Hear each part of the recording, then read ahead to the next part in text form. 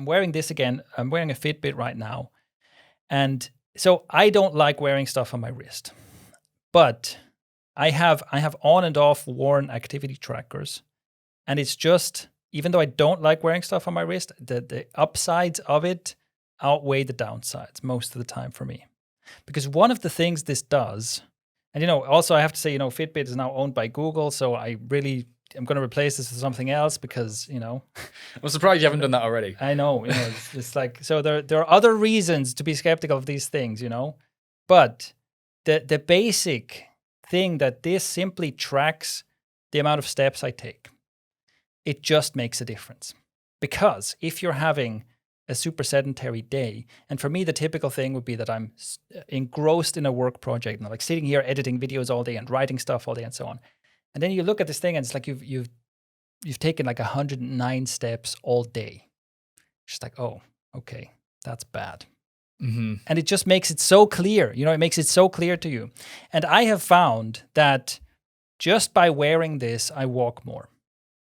It's just, I don't know, it's just knowing that it's there, I find more reasons to go for a walk.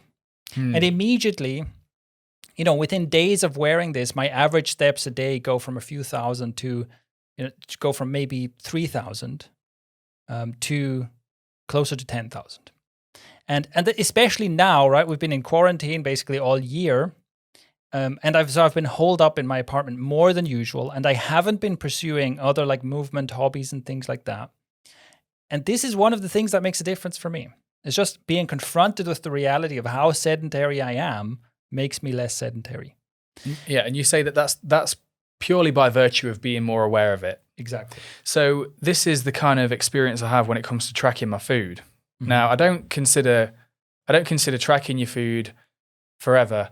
Oh my God, no, please. Yeah. Don't sentence anyone to that. Yeah. But one thing I will say, and this is something I ran with my personal training clients. The first 2 weeks, you track everything. Mm. Because there's a saying in personal training, what you don't track won't change. Yeah. So if you were just not aware of it, most people are just simply not aware of how many calories are in things. I had a client who would eat a full pack of chocolate digestive biscuits, which equaled, when we totted it up, around 1,100 calories. Damn. And this person was like, the guess was around 200 calories. It's like, right, we tracked it. And it's like, okay, so you're taking in, across the week, maybe 7,000 calories from chocolate digestive biscuits alone with your tea and coffee. So I said, right, here's what we're going to do. I didn't even say take the biscuits away completely. I said, right, we're going to eat half the amount of biscuits. Yeah. And then she started losing weight. It's like, right, if we didn't track that, if I took her on her word and was like, oh, I have a biscuit every now and then, yeah, we would just be spinning our wheels like a dog chasing our tail. We wouldn't have a clue. Yeah. So what you don't track won't change. But as I say, after 2 weeks, we start a more habit-based approach. The 2 weeks of tracking was just to give someone the initial shock of like, oh shit, this is actually, I'm eating this many calories. It didn't seem like that much.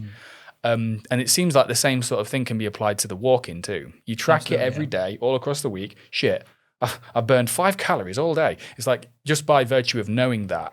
Yeah, and the other thing is this. What this also shows you is that even if it shows you. This is, I think, one of the virtues of these things. It shows you that even if you go to the gym and you do your workout, you can still have a day with very little movement and very few steps. And you can see that from your step count, and you can also see it from your heart rate graph, So you can see like your heart rate spiked once for half an hour, the entire day, right? And so it's the same thing. It just confronts you with the reality of what's actually, you think you have an active lifestyle. This was basically what happened to me when I first wore one of these activity trackers. I thought, hey, I have an active lifestyle. I'm exercising all the time. But then you look at these numbers and you look at the graphs and you think, well, an active lifestyle does not look like this.